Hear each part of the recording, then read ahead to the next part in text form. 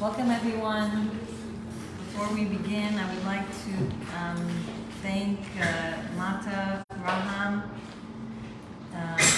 in loving memory and dedication to the Yus Mishmas Ata Reuven Chaim Ben Shlomo Zichrono Livracha, and may we always merit to be able to celebrate many simchas. I'm really looking forward to speaking tonight. For many years, I've had my own journeys of trying to get well, and ever since I can remember, suffering all kinds of different ailments and challenges of physical issues, and it's been like, I don't know, Baruch Hashem, 33 years of digging and searching and trying and reading until I came to like revolutionary information that hopefully I'm going to share with you today that is, based on this book, Reaching New Heights Through Health and Happiness. And Baruch Hashem, it's available, some of the concepts in user-friendly form for children. And there's like this rainbow fun foods that are just like hopefully getting our youth the information that they need to really know how to keep healthy, how to keep vibrant. So, wow. I want to tell you that there is, in this day and age, it's like I think we have overload information. And so many contradictory information that your head spins and you just don't know who to believe, what to believe. This doctor will say that doctor will say that, this intuitive healer and nutritionalist will, like, you know, her 40 years of research, and it's just kind of very confusing. And even if, like, you know, you do your own trial and error kind of on your own self, it's very challenging to sometimes really implement what you know. So we really have to know, in any kind of battle or any kind of challenge, what's the deepest, you know, core issue of the problem, and then you can begin to tackle it. So today, hopefully, what I have found that was so helpful for me will be helpful to you, always from my heart to your heart. So, you know, so do we really know, you know, what's good for us, what's not good for us? You know, there's just so many people suffering, and so many people even doing the right things suffering, and there's just a lot of challenges. Sometimes it's just really a lack of self-control, even though you know what you know. Sometimes it's the challenge of having a wholesome lifestyle of eating, so you're living, you know, not to eat, right? But you're eating to live. Sometimes it's emotional eating, where it's just so much stress, so much like pressures, and you just feel like you deserve that downtime, you just deserve to like reward yourself. Sometimes it's the diet culture and the social pressures, you know, thin is in, and all kinds of challenging pressures. Sometimes it's, you know, the difficulty breaking the habits that you're so used to. And definitely, if you know a little about the science of, you know, what happens when you're, you know, in front of yummy foods or tantalizing foods, your brain chemicals start to get excited. Yeah, like we should stop, you know, craving those happy chemicals from the food that we're eating. It says recording stops, so usually there are technical people here, but let me see what happened. Can you all hear me out there? You want me to call Jennifer? Yeah, maybe you could.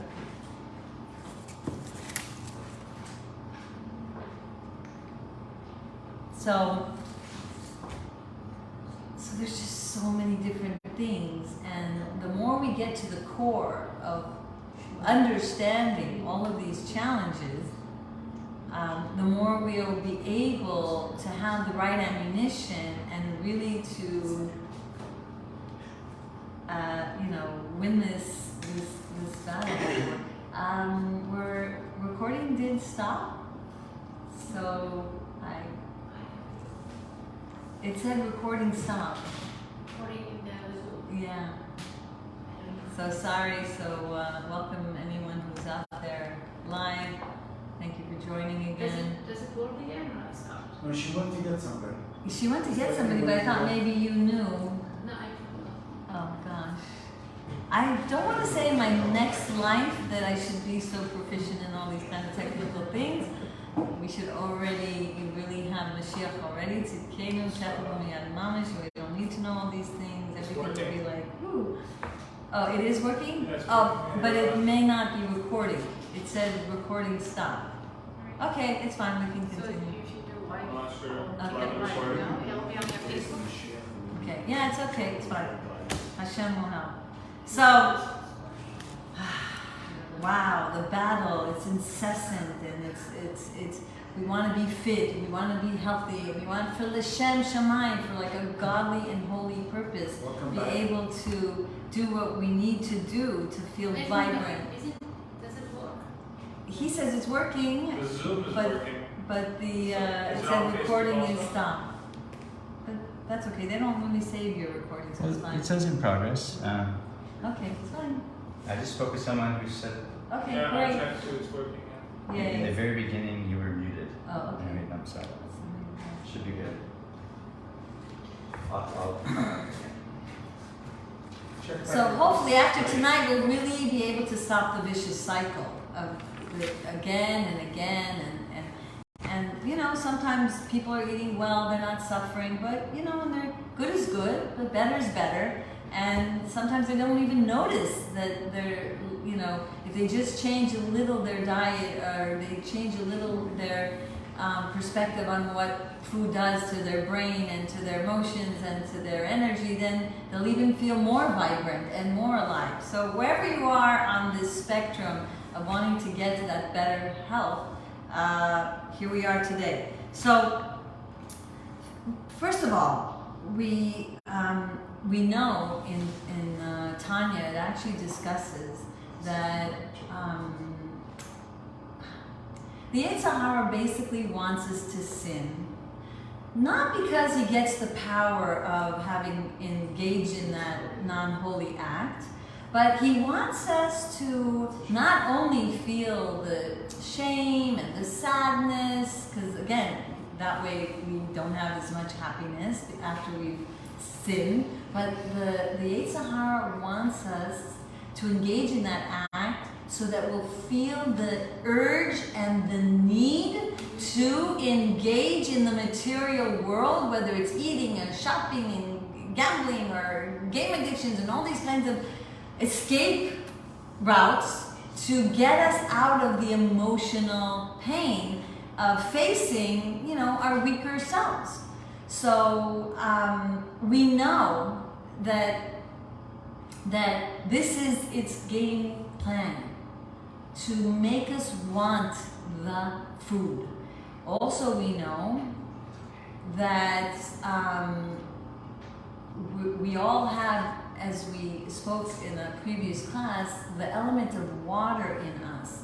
And the element of water in us, when unchanneled and undirected, wants us to take pleasure in things, in food, because it's desirous for us to feel weak, brain fog, lethargic. It wants us to empower that negative side of us. I say if you have 2 plants and you only so much water and you can only feed one of the plants. One plant is a poisonous plant and another plant is a life-giving fruit-bearing tree. So if you feed that tree that's life-bearing and giving fruit, then what happens is you're giving power for its growth, and you're diminishing the poisonous, like let's say it's poison ivy, it'll not sustain itself. So too in our battles of our good inclination and our not good inclination. The more we feed into the type of behavior of escapism, indulging, then we've given power to our Yetzer Hara. We've fed it. And it now has the power over us to more sin, to more fall prey to it, and to more, be challenged by it. So the fact is, God created us with not only this big Yetzer Hara that's like dresses up like this chassid with a big, outfit of looking like a pious one, to like make us feel bad about our behaviors, so then we'll feel shame and guilt, so then we'll eat or indulge. And then God created our brain, that happy chemicals get ignited, and what happens with these happy chemicals that get ignited in our brain, it's like quick. So then we want another bite, and we want another happy chemical, and we want more and more. And so then all of a sudden you find yourself both spiritually and chemically, challenged because you want the good stuff. Not only that, Hasidus teaches us that embedded in all of the foods are holy sparks. That's right. The power of God and His holy sparks enliven and keep the food there to give us the God-powered food so that we can live. But what happens is we're attracted to the sparks. We want more of it. And why does that happen?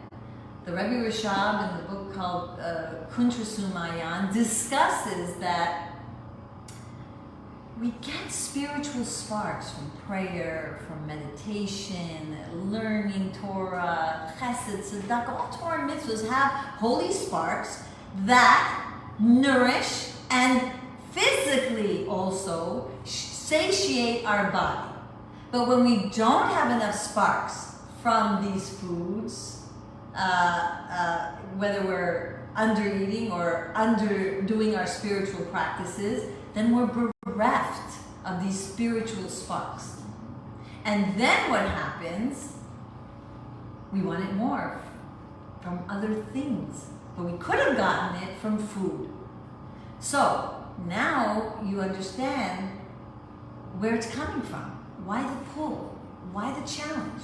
Why the lack of self-control? Because there's so many energies bombarding us from psychological, emotional, from spiritual, from brain, chemicals that are all hovering around us, the Yetzer Hara pulling us to want the food. And of course, you and I know that it's hard to eat non-tasty food. It's just, so when the tasty food is ready-made and quick to get, our earthy, lazy element says, I'll just eat this and I won't put the time and effort to really nourish my body properly. And I always say our body is our Beit HaMikdash and of our soul. It's the house of our soul. And just like we don't want to throw all kinds of garbage into the house of Hashem, so too our body. But the good news is, let me tell you, and I hope, even if you just get this message, now that you understand the battle, and hopefully we're going to tackle how to, confront these challenges. Number one, teachings of the Torah, and what even science is showing us, that if you just a little undereat, not too much, just enough so that you're almost satiated, that's the number one key ingredient to health. Now let me just explain to you from a physical perspective. If you're so full of food in your stomach, the enzymes don't get to your food, kind of like an overstuffed washing machine, where the suds of the detergent can't get in between the clothes and it won't get clean. So too, when we overstuff our body with food, so you can have the same calories and the same amount of food, but at least, throughout the day eat those portions, then your body has the enzymes to come in to the food and then break down the food. Now, what happens when you don't have access to those enzymes? Well, the food is rotting in your stomach. It turns to putrid, acid, don't want to say more, and then it doesn't know where to go. It can't go too much to the liver, and it can't go too much to the heart or to other parts of your body, and so part of it gets stuck in your gut, which then there's this pipeline from the gut, because there's too much of that stuff in your gut, and then it goes through the vagus. It's like, kind of like a pipeline in the back of your back of you that goes to your brain, and this toxic, putrid, acidic, energy-filled gunk is going back to your brain. And so then that's where brain fog comes. That's where, oh my gosh, I can't even keep my eyes open because their body is working on overtime to do something with this food. And that's why it actually becomes a substance called fat. Because where can we put this stuff? Can't put it here, can't put it there, so then I'll store it as fat, the body says. So, of course, the more you use the enzymes of your mouth to chew the food before it even gets to your stomach is a crucial component to feeling satiated. Why? Because if you eat your food too fast, then it just like slowly can barely like move because it's just like chunks and clunks. And so your empty stomach feels, oh, I'm still hungry. Oh, I'm still hungry. Yeah, I'm not feeling full. And then all of a sudden, it's just, all of it comes in one lump sum, and it's too much. And that's when you feel really not good. And people sometimes, years I've been visiting people on Shabbat, and I'll knock on the door, the kids are playing outside, inside, where are the kids? Where's your parents? Both of them sleeping. Sometimes people overdo it on Shabbat.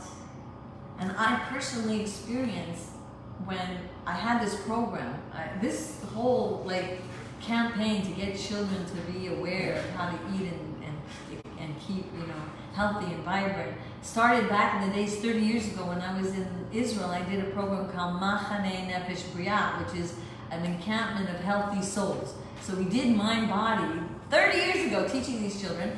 And like, I noticed there was a time period when I wouldn't do it, and I would have more time to kind of eat normally on Shabbat, and I'd be like so super tired. Whereas when I had little time to eat on Shabbat, and had these programs every Shabbat for the children, and it was all week long as well, I wasn't at all tired because I did have a very busy week. Very intense week, but still I wasn't tired on Shabbat. I didn't need to take a nap on Shabbat because I was not eating as much, and I didn't then feel such a heaviness. And then I remember noticing such a difference that I made a commitment to like really be careful on Shabbat, because that's the time we have to learn to pray, to really be our best selves with our family. And how many families, like, they sleep 2 hours, 3 hours after waking up at 9 o'clock, and and then like the Shabbat goes. So this overtiredness from too much food, and again, you can eat almost the same amount, but if not at the same sitting. Sometimes it's because you're not combining the foods properly. Meaning that when protein and carbs are mixed in the same time at a meal, one enzyme starts to come in to break down the food, but then another enzyme comes, and they're different enzymes, and then it becomes a war almost inside. No, I'm here to break down the food. No, I'm here. And then there's a halt. The enzymes don't come into the right area, can't as much decompose the food in a proper way, and again it turns to putrid and acid. So there's an idea that when you learn Pirkei Avot, it says that if you're sitting at a table and you're not saying Devar Torah, it's like you're eating a dead sacrifice. Oh my gosh, you hear that? You're like, ugh. What? So the idea is that just like food needs spiritual enzymes to break down the food, so too the sparks of holiness in that food need spiritual enzymes to unleash its holy power, its vibrant power, to keep you healthy. You say a blessing before, you say a blessing after, you say a Devar Torah, and voila. The life force of that food comes out, and it's not dead food. Just like if someone overeats, we gave power for that food to turn into a klipa. What's a klipa? It's a shell. It's like the opposite of holiness, kind of like a dead energy. And then that klipa, listen to this. You can find it, Rabbi Yerushalmi's Kuntres HaAvodah. That energy of that dead food now creates havoc in your brain. Now, we know what's brain fog, and we've experienced it, and we've felt it, but Hasidus teaches us that alien thoughts, your brain starts to have bigger and bigger Yetzer Hara thoughts. And so then, there comes OCD thinking, there comes incessant, thoughts about how, shaming thoughts, uncontrollable, heartache thoughts, uncontrollable thoughts of worry, panic, anxiety. It's all there, coming from the way you eat. The Rebbe Rashab also teaches us the way we eat actually is the source of all emotional, negative character traits. So if you refine the way you eat, you refine your alien thoughts. You can actually diminish its power of you. How many people have OCD? How many people have anxiety and worries, and it's all coming from thoughts? Thoughts create emotions. So our eating has a direct influence on how our brain works and how our emotion works, even though we're seeing the science behind it. Our Torah was teaching this. And if you look at all the challenging characters in the Bible, which the Rebbe Yerushalmi points out, it all came from wrong eating. Esau, and the way he ate those beans, and the person ate and drank, and he kicked, and he was, yeah. Exactly. All of the challenges. So where did it all come from? Let's talk about Adam and Chava, even before Cain. And the forbidden apple. My goodness, they couldn't wait an hour? Again, Adam was in a psychic warfare. He didn't feel like in anybody. So much so that his wife felt, where's my husband? He's not talking to me. Close the door, and he's on the computer all day long, on his gadget. She felt neglected. So much so, he didn't even talk to her to teach her the law properly of the tree. So she didn't know. So the Yetzer Hara says, you're lonely. No one's talking to you. I'm going to pay attention to you. So then she got entrapped. And then he said,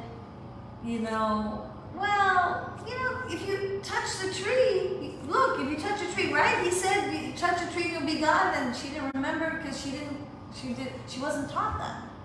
And she was so brokenhearted, as it were, that she went for the material, calming, Gucci bag shopping, or the eating plague to calm that inner feeling of a lack of self-esteem, basically. So many times in our relationships, that's where the emotional eating comes from. I feel neglected, I feel not loved, I feel not respected, I deserve a reward. I deserve the happy chemicals and the buzz right now after everything I did for everyone, and I don't get the return back.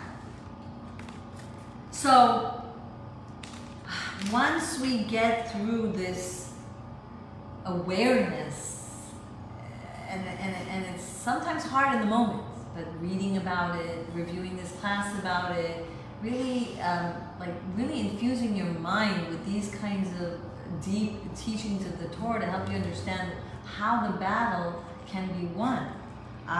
So what we want to know is that, you know, we have this pleasure principle of the mouth problem. Meaning, we enjoy food, and it's a pleasure principle rectification that we have to do. And Rabbi Ginsburg writes a lot about how the tikkun of this pleasure principle of the mouth is one of the main ingredients to prevent you from disease. Also, the way you speak as well. But since we're talking about wholesome eating, so now there are many people, and you'll look at many books, and I'll list even some of them that are here, and ones that there's the Transforming Diet by Maimonides, there's the Garden of Healing, there's the Mind, Body, and Soul by Rabbi Yitzchak Ginsburg, there's Grain Brain, Sugar Blues, Blood Type, The Calcium Lie, Habits of a Happy Brain, there's, by this other doctor that writes about Diademo and the blood type diet, and there's just so many books, and many times you'll read it, or Dr. Ornish, giving you like such a scare to eat beef and chicken and fish, and and then there's the Mediterranean diet, and they're like only beef, chicken, and it's just, again, confusion. But again, we have to go back to the Torah. And what does Torah say? We need to elevate all the food groups.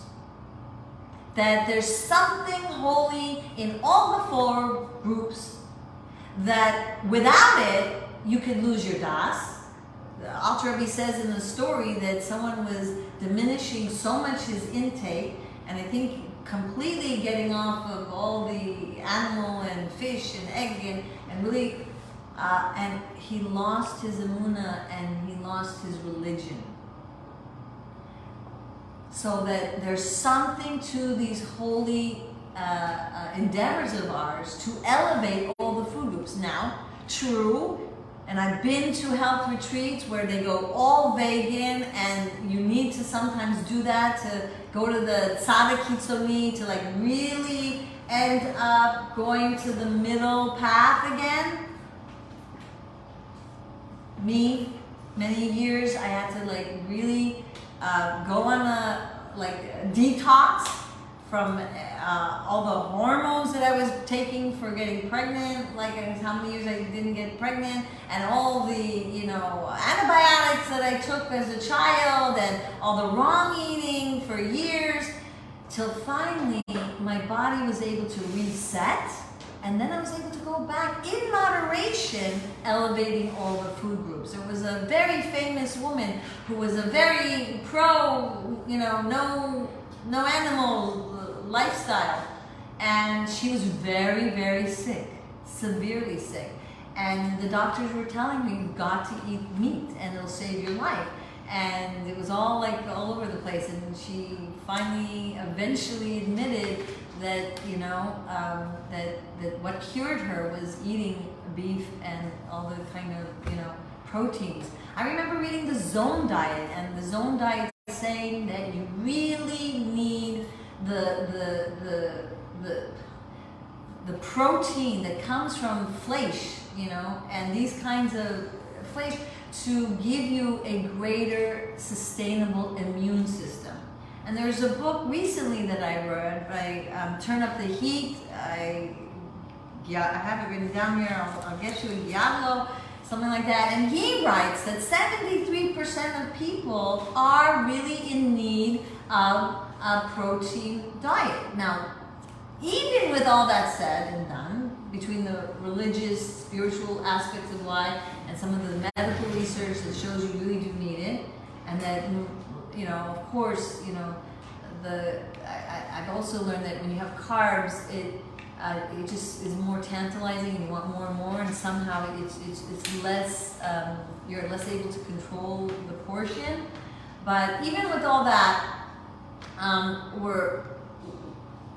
there's much research that still a wholesome plant-based diet should be your majority of your food intake. And not you know, too much pizzas and too much, you know, lasagnas, but like, especially after 40, you want to have greens, soups, lentils, you know, kasha, quinoa, rice, but also have 20% of the non-wholesome, meaning non-vegan food from those food groups, for all reasons, medical, spiritual, and just, you know, vitality in life, force that you'll have. So now that you know that besides, you know, making sure to not combine improperly, so that you'll have more energy left in your life, because you're not using so much energy to break down the food, so you have excess energy. Under eating a little bit, as we said before, is even better than the high-priced blueberries that you try buying to eat for antioxidants. There's a chemical called NRF2 that has the same property to create anti-inflammation and anti-cancer and anti-aging, is a little bit, as the Rambam says, under-eat. But too much under-eating, because there's like a fad right now that's, you know, intermittent fasting, and I think it is good to have intermittent fasting, because God also tells us, I don't know how many times a year, 4 times a year to fast, so that He's prescribing that. And maybe once a week is good, but you got to be very careful, because according to Turn Up Your Heat, too much under eating causes you to gain weight, puts your body into starvation mode, and because it's like, it feels like, oh, we're in a famine, you're not eating, so I better save this food and not use it as a muscle and this and that. I'm going to store it as fat because I'm going to need this fat out down the road. The same thing happens when you underdrink. Your body needs to be at a core temperature so that the water can cool down your body, so that the body doesn't get scared again and say, oh my gosh, I need to store this food as fat because the water is not helping it, helping the body's core temperature stay in alignment. Much cooler.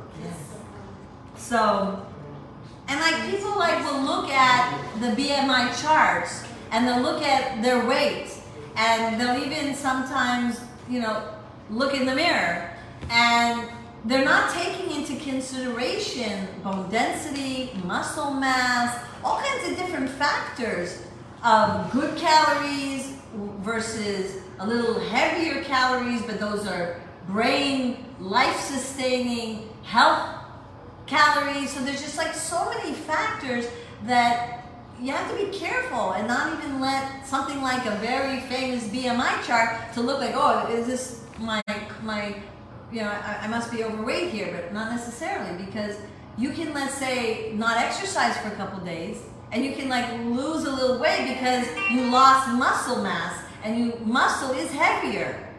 So it could be deceiving. And Dr. Ornish goes on and on how athletes and all kinds of different people eating right, but inside what's going on, the arteries, the clogging, and they have no clue because they're like this skinny.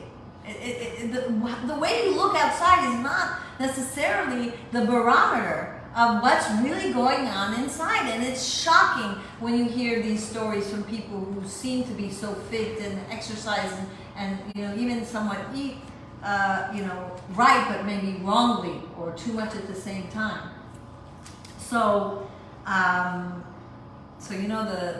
sentence, Ezu hu sameach bechalko, right? Who is the happy one? The one who is happy with their portion? Well, the portion of your food. Rest of teachings, you gotta also be happy with your portion of food. Because again, too much food causes diseases. And Louis Pasteur, many, many years ago, he's the one who is like world famous. And he writes, don't fear germs. Fear that your body is a good habitat for those germs to thrive. So again, these are the real important information, to really help yourself. And also, I remember learning just this year when the whole scare of what disease was happening, I don't want to give it its name anymore. And there was a voice note by a rabbi that said, and it was during the time of Slichot, and in the Slichot, you will see the prayer, please Hashem, please, protect me from the fear of the plague. Didn't say protect me from the plague. It says the fear of the plague. Why? Because when you have such negative emotions, they create unhealthy blood. The stress, the tension, the constriction, the bad mood actually changes your blood. And happy blood comes a happy and calm temperament. That's why if you look at the research of what meditation does for your digestion, for your health, for your mood. So definitely you wanna really also work on emotional well-being. We did have an emotional mastery class, and hopefully we'll have more of those, and I have many online, yournewheights.com and Torah New Time, but we're really trying not to focus just on the food aspect. But there is an aspect, and many research are showing that emotional well-being, volunteering and giving the time of your life and being social and bonding with people does give you also a great recipe for a long life. I was just telling, I do these programs all around the world on health, and I was at a retreat in Israel, and one of the rabbis was saying there that you you can't even imagine. There was a study being done where one part of Israel where they really don't eat well, but they're really busy doing acts of kindness. They eat bambas and beesleys and all kinds of junk and you name it.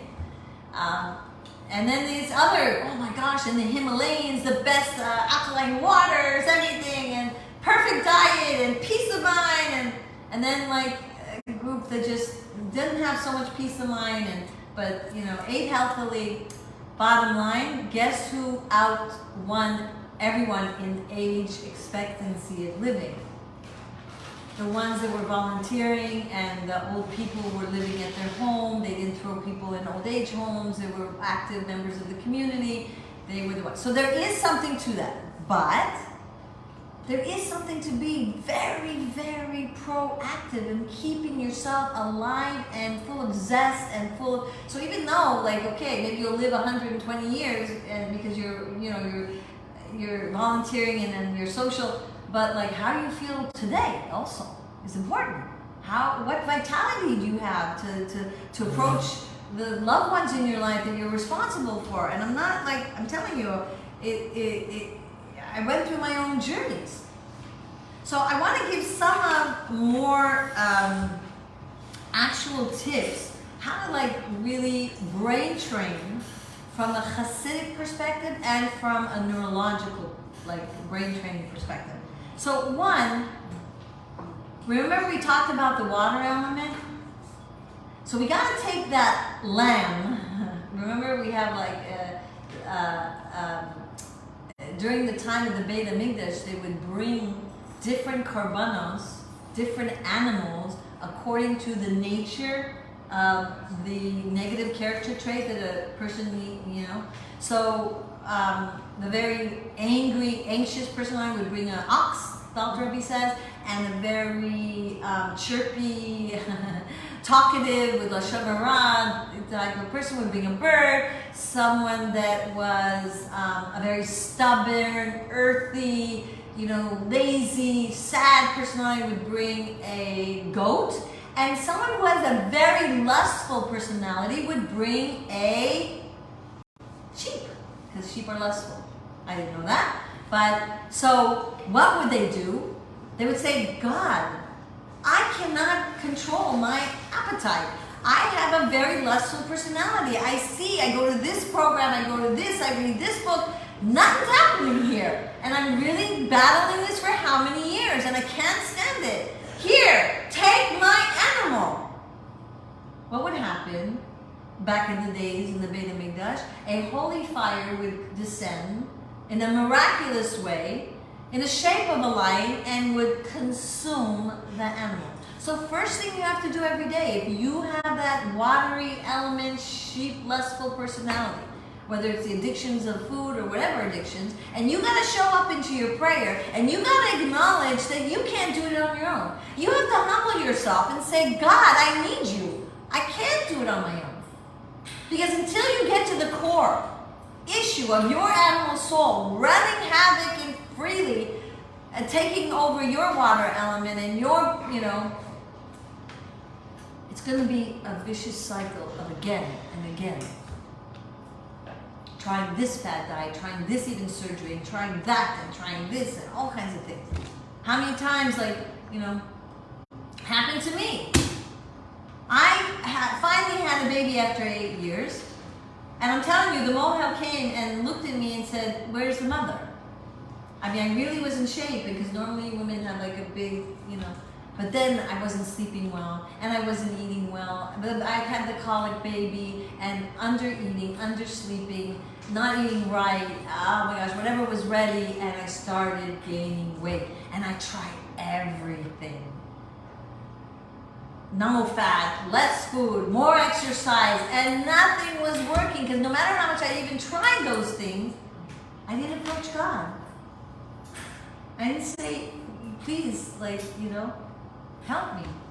And then once I started doing it, as it is written in this book here, and again, I'm so excited, these are to get kids to be more into, and this one, and soon actually, this is the Yehuda Gets Fit, soon there's going to be a female version, very important one, that is going to deal with, women's issue and body image and things like that are so important. So that's the first thing you have to do. Show up in prayer, acknowledge you can't do it on your own, and get God to shecht your animal. Next thing you have to do is take pleasure in your spiritual services. Get more holy sparks.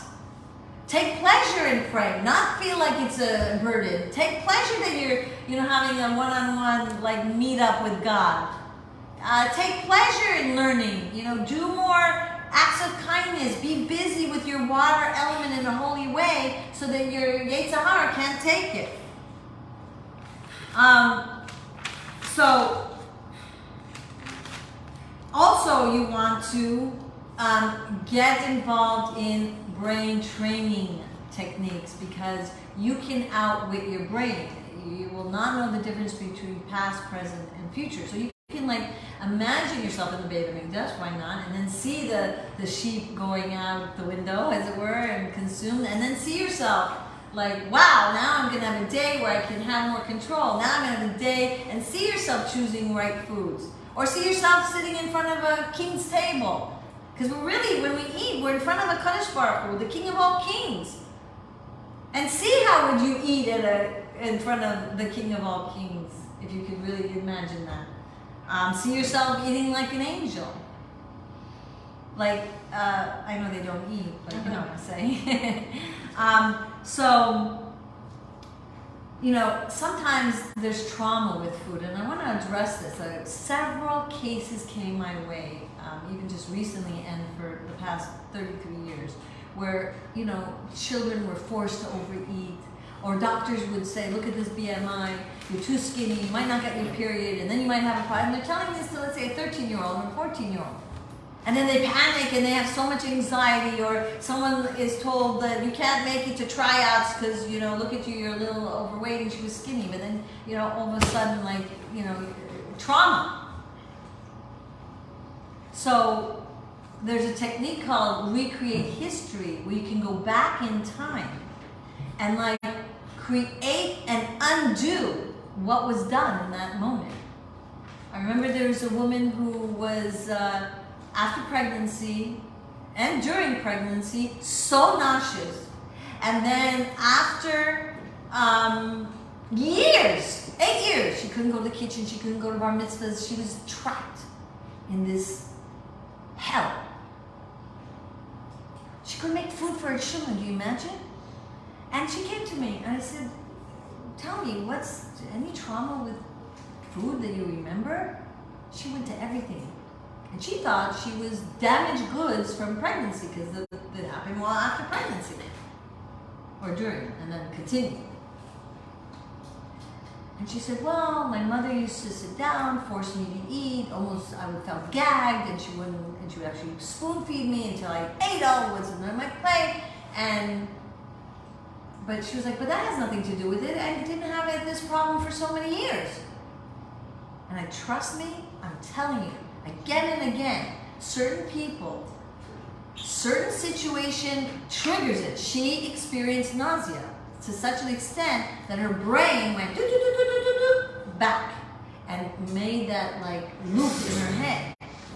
But here's the key point. Why did it happen after pregnancy? One, because the same sensation in the body. Two, because after she gave birth, she had no time to pray and learn and get the spiritual sparks of calmness and using her fire in a good way. So the fire element of her neshama, the part of her that she could have been like Yitzhak Avinu and on, wonderment of Hashem, and so fiery and driven to serve Hashem, but she wasn't. So her fire element was used against her to cause her anxiety about the nauseousness, and it was a vicious cycle, a loop in her head that she couldn't get out of. So one, we did the recreate history to help her, and then I taught her, pray and learn and use your fire in a good way, and you won't feel anxious. And so short, within 2 sessions. What she was suffering 8 years. And she actually recently contacted me a year later. She said, I'm still going strong. It's so fascinating how what you did in 2 sessions undid my 8 years of suffering. She couldn't even believe it. So sometimes there is trauma. But we have to, again, whether it was trauma or not, see, are we getting the spiritual sparks? Are we channeling our fire, water, air, and earth? Which remember fire, water, air. Are we channeling them properly, especially right now that we're talking about food, in a good and holy way, so that we are not drawn in a negative way? There's also an important element of being at peace while you're eating. Because too much stress, and you're rushing. First of all, you eat the food fast, but the body gets constricted. And when the body gets constricted, it holds onto the food. It can't break it down. And so taking a deep breath, which really helps the digestion, really helps the body calm down, really helps the brain calm down. Be mindful of what you're doing. Be mindful of the holy engagement. It's a holy act. Try as best to do the work in advance so that the food is more ready, especially on those very busy days or if you work. It's also about time management. So that you're not at work and there's no food and someone has a cake and you end up eating that. To just calm you. Honestly, they did a study where there was a shipwreck, and in the book of Sugar Blues, it talks about that there wasn't enough sugar around, but the ones that gave in to eating the sugar died, and the ones that didn't eat anything survived. And there's a whole class we can do on sugar, but trust me, people have major emotional, psychological, major brain training issues when they eat sugary stuff. There was a series of classes on the machala, I want to say the big C, and saying sugar actually, I know, breaks down like the walls of these cells that then ends up more easily duplicating in your body because of gluten also. I mean, read books like Green Brain, and you talk about how many people had OCD and just getting off of sugar and gluten, both, have just really saved their life. So with all that, we just have to relax about our process of eating. Just really make sure that you a bit undereat, because that's really the first and most important. Don't be so stressful that it's not so perfectly wholesome at times. Don't be so stressed that you gave in to something and then you beat yourself up. Don't do that. It's just, that's like a vicious cycle of anxiety and stress and guilt and shame on top of it. They did a study. They did 3 different people in a room, and one group was told, go in and go out. Another group were told, remember the last time you succeeded when you had a confrontation with a cake or a not so good food and you succeeded? And another group were told to go into the room and remember how you failed and what a loser, like that you didn't have the control basically, in short. And guess who succeeded not giving into the temptation?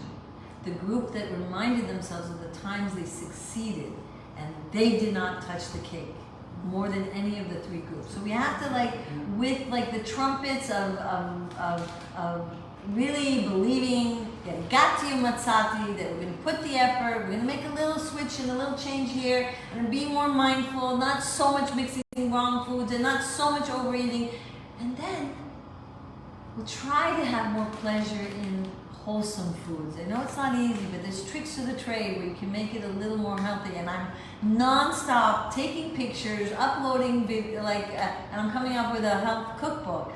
And so that it'll be a little easier to replace the old-fashioned margarine, sugary recipes of our favorite Jewish foods to coconut oil and maple syrups and all these other kind of healthy alternatives. So I want to leave us all with a blessing that just like, we're trying to gather the sparks in our prayer and our learning, Hashem always does what we do. So I'm praying that Hashem will gather up all of our sparks of our neshama, and that we will all be together in Yerushalayim. I really, just like, he does ask us to do the mitzvah of Hashavat Aveda, which is to return a lost object. That we all, really know that God will do the same mitzvah and collect all of our lost souls and all the people that need to return to Yerushalayim in the Eretz HaKodesh. And so please, God, may we be together in good life, with good health, with happy moments of celebration, and we'll be able to brain train and really change the patterns of our, grooves of our brain that are so in the habit of certain, impulse control, and reprogram our brain in this very Jewish holy way so that we will have more success for the purpose of Hashem. And really to take care of the most precious house of our soul, our body, which is so holy, and that we shouldn't have to listen to any more news that this one is suffering and that is suffering, and that we do it with joy and with peace of mind. So I hope what I shared with you today really helped you. There's so much more. I did many classes before on this. One of them was called Turn Up the Heat, which was a very detailed explanation of some of the topics that I wrote here, many other health classes. And please, feel free to get this and get this for a loved one. Teenagers are reading it and it's really helping them. Because without these tools, I'm telling you, it's just so hard to break the wrong habits, even though we know, or even when we kind of don't know, because there's so many, challenging information. Let's get it from the Torah. The Torah teaches us we can trust Hashem. He created our body, our mind, our heart, and it'll help us on all levels: mind, body, and soul. Mashiach now. So we can leave some time for some questions, and then we can maybe spend some time on some ideas of detoxing if we have time. How much protein do we need? Do we just eat protein for breakfast, lunch, and dinner? Or? So according to various opinions, some say that in the palm of your hand, and people have a different size palm, but as you get older, your hands will get smaller, but something happens where you don't need as much. And really even the Gemara, I remember reading, water is really critical, even more than white meat. Like, really keep hydrated. Again, in that other class, I go into details of how important water is to keep yourself healthy. So if you can, sometimes have the protein-based foods that are like kasha, is a very complete protein. It's like the top number one go-to whole foods that you can have maximum protein. Some say to mix the beans with the rice, and that makes it a more complete protein. But each one has to really figure it out for themselves, because if I eat protein for morning and lunch and dinner, I'm done. I am so tired. So, and I've been, thank God, eating, maybe one meal a day of fish, eggs, and then I do, the other meal, and I just have like nuts and other things in the morning that I, have a little protein in a shake also, so that I don't go into starvation mode, and so that I efficiently have the body heat to break down the food. So each one has to figure it out. Some people, oh my gosh, if they don't have protein in the morning, they don't have life. And they go, what? How do you not eat in the morning till almost 12? I mean, so lightly. But for me, it works for me, but that might not work for you. And you can do there's a test, I forgot what it's called, a full lipid test to see if you're more protein, efficient metabolic blood type, or you could see, then also, because if you're not, if you're the 23% that's more carb, then according to Turn Up the Heat, then you only need even less protein compared to, let's say, someone who's in that category of a protein type of personality. Yes. So we cannot mix protein with stock. Yes, so what I do sometimes, because Shabbos, a lot of food and a lot of mixing. So I at least try, especially holidays, to not deprive myself and to enjoy. There's something to it that Hashem wants us to have pleasure on Shabbat. So I first do the light foods first, like Rambam says, and at least I don't mix it in the same time. Oh, okay. And lucky me, I have to go back and forth to the kitchen, so it gives me a break in between the meals, more than the other people. But that's why you serve your fish first, right? And then you go to the meat. But sometimes I will only eat one food group for that meal, and then I'll do the other in the next meal the next day.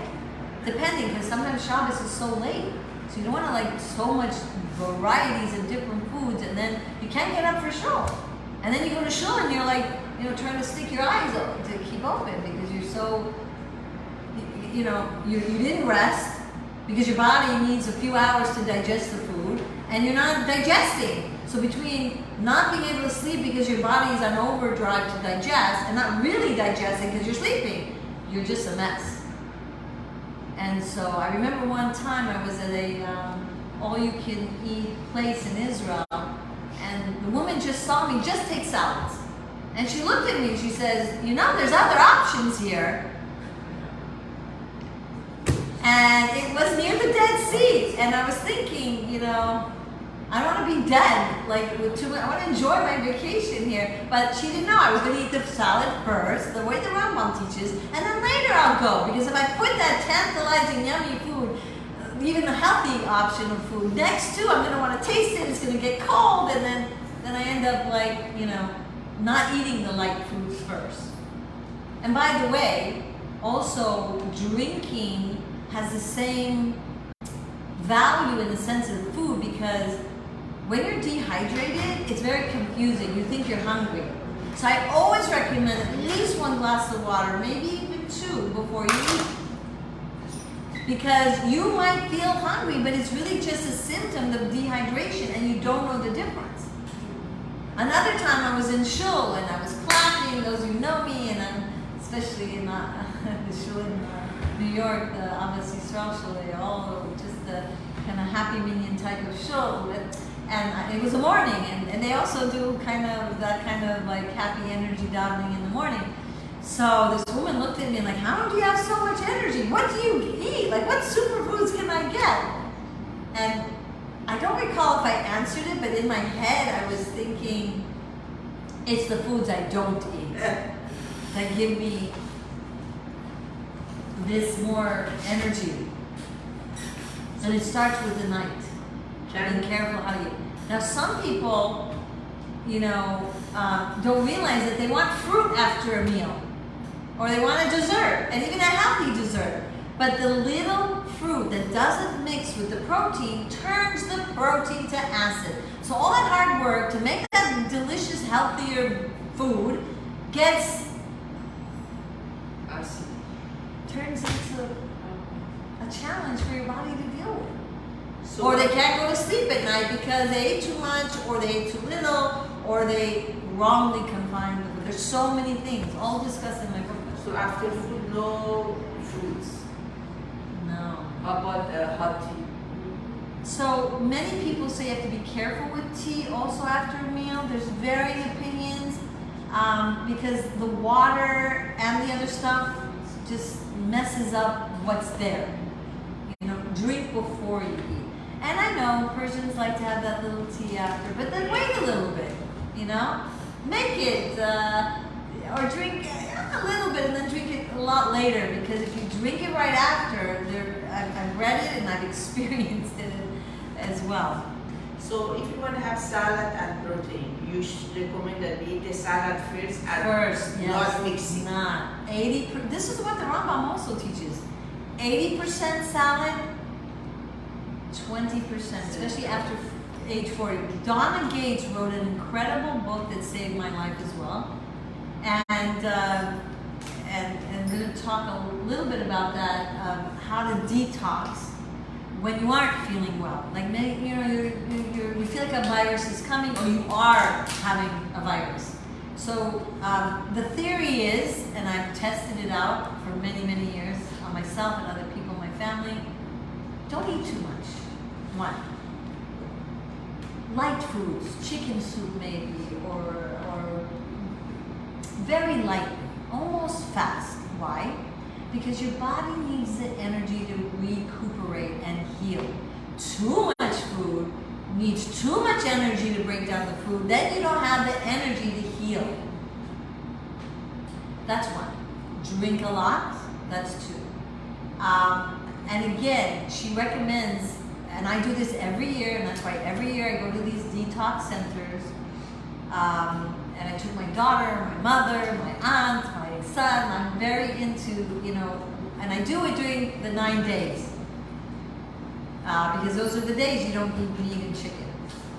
And she says that you should, for 2 to 3 days, not eat fat, not eat salt, and only grains like kasha, millet, teft, and very light, so that you can detox for 2 or 3 days. And if you can only do 1 day, and then for the rest of the 4 days of this 1 week detox, depending on really how you can do it, maybe start slow the first year, then the second year. And since the 9 days are coming up, it's a good time to talk about this. Then you eat a little fat, healthy fat, avocado or coconut oil. Unrefined oil should really be like only for restaurants and when you're in every kiddush and every bar mitzvah. But at least in your home, I remember learning in this retreat that the way they make refined oil, they put chemicals to crush the thing that you're extracting the oil. They put chemicals to take away the smell of the oils. They take chemicals to take the blackness of the chemicals that are put in the refined oils. How about olive oils? Yes, no, unrefined oil. First press is the best. But virgin, first press, because all the other canola oil, vegetable oils, all these things use chemicals. Why do you think it's so light? The chemicals make that burning color dissipate. And those chemicals are used to take the smell out. Now, look, we have Simchas to go to. Again, don't obsess, don't go crazy, but be careful, even when you're in the Simchas. Not too much of that fried oil eggplant. A little, taste it, because this is really damaging oil. They do write on it. Of course not. Money, money, money, right? Yeah. Big dollar. Wow. And there's more to learn about things. But again, relax, don't stress out, enjoy life. The most important thing is a little under eating, not having too much. Daily? What? What do you think about daily food? Daily milk, cheese. Oh, so dairy has its own problems, especially in this day and age. Some people it really turns into sugar and it turns into problems, but more than others. If they're, but there's so much chemicals, like to make the milk fuller. There's so much chemicals. I don't want to go too much into detail, but minimize dairy. It's going to be good for you. How about It's- nuts? Again, Progress. varying opinions about nuts. One book, I don't know if it was in the Alkali or Diet book. No, it wasn't on that book. It was, I can almost picture it. But he says you can eat unlimited almost nuts. They did research. They gave this group nuts, whatever they wanted. They didn't gain weight. Another book says, not so much. It turns into carbs in your body. It's too much fat. Another, retreat that I went to said, really, don't overdo it on nuts. It's not, so it's very hard to tell. But again, moderation. Enjoy. Enjoy. And we can't eat fish because of mercury. We can't eat eggs because I don't know, they are RLD and DHLR. I don't even remember. And then it's good and then it's not good. And then we can't eat, beef because of and the chicken because of chicken disease. And what's left? Hashem. He'll take care of us. We'll eat L'Shem Shemayim. We'll say the bracha before. We'll say the bracha after. We'll say a Dvar Torah. That's going to give us the maximum credit. We'll do mitzvahs, Anyway, we can go on and on. There's so much to say. But, so back to the detox. So the last 4 days, then we just have light, the light protein. So we can eat one meal, the kasha with the salad and a little, tofu or beans and then well, actually she doesn't say beans and tofu. Those 4 days, those are after them. But just either the carbs that are the healthy carbs And if you want the protein now, then you a little piece, 20% of the meal, the light, the fish or the egg. So, and that's good to do once a year. I take you up to the challenge. You feel lighter, you feel so healthy, you feel so vibrant, you feel your skin, you see the change, your eyes are clearer, the energy you have, I'm telling you, it's amazing. To be proactive in doing whatever you can to maximize your health. So hopefully you'll have a better, wholesome, diet, and Bezrat Hashem, you will eat to live. Any more questions? That's amazing. A nice group came here. I'm so glad more and more people are showing up. I know it's easier to be on Zoom, but it's really nice to see people in person. But nice to see you on Zoom and on Facebook. So, yeah. And again, there's meditations you can do. Go on my yournewheights.com. Lots out there, so you can practice what we learned here in a visualization. Do it. It works. It helps. Any books to sell? Or? Because Baruch Hashem, I have produced, Baruch Hashem, I don't produce them anymore. I just tell people go online.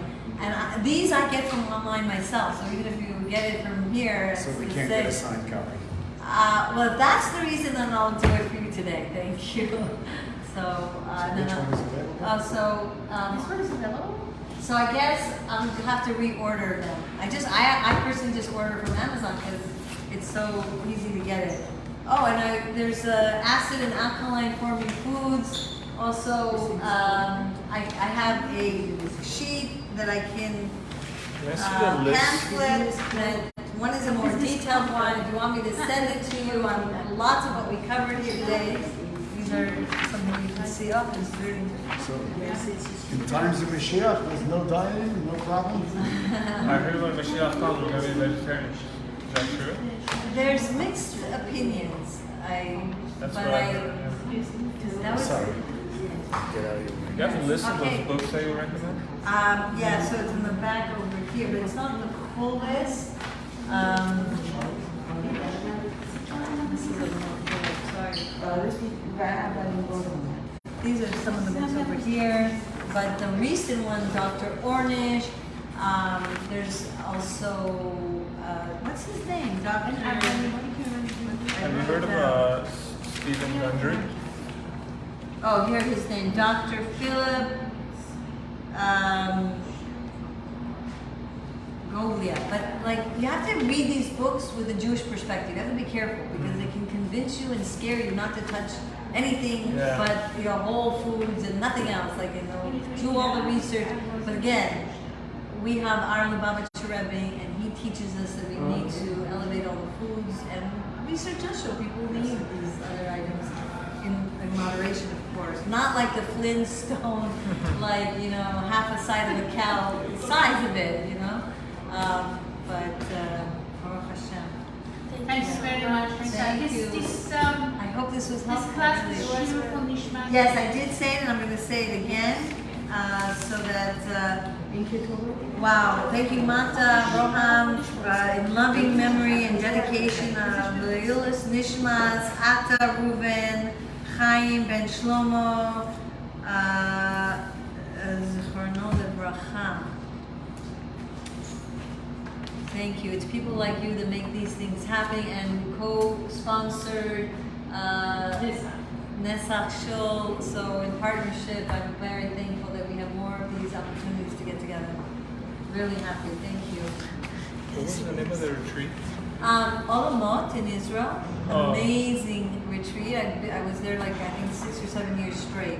Is there one here or no? There's one San Diego? I heard in San Diego, but I don't know if they have a lecture. But religious people, many do go there if you're needed for help and need it. But there is a kosher one in Miami or somewhere in Florida. Hippocrates, I think the place is called. It's very interesting. Super expensive. Get my book. Get Donna Gates' book. Do it yourself. It's Give a nice extra, give experience. extra In Israel, things. it's not super expensive. The ones that I investigated, because with, wow. Like, Do you have extra days? yeah, so. How many days is the one in Miami?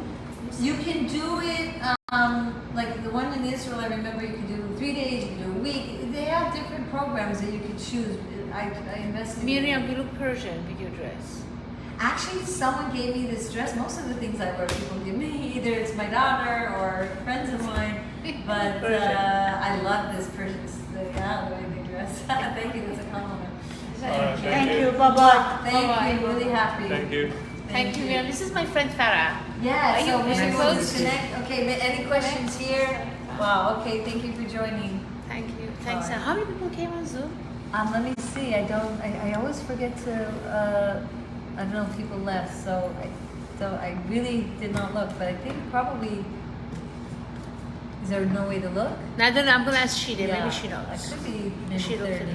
What? Oh, not bad. 30? Yeah. The 30 people? Okay, good. I mean, that's what usually do. Yeah, usually with you is a good amount, like a 30. You don't want to put make Okay. a retreat in LA? So I did do a health retreat in my house for 3 days, by the way. I don't know those of you who remember. So- We did everything. We didn't. I want to do cooking demos. I wanted to do, but we had water aerobics. Take a picture of that. All these Everything? kinds of classes on health. I do have to do another one, but if you want to help me put it together, I'm jumping. I'm with you. We do have to do it. We really do. And have my friend Farah. Yes. Okay. Bye bye, everyone. Bye.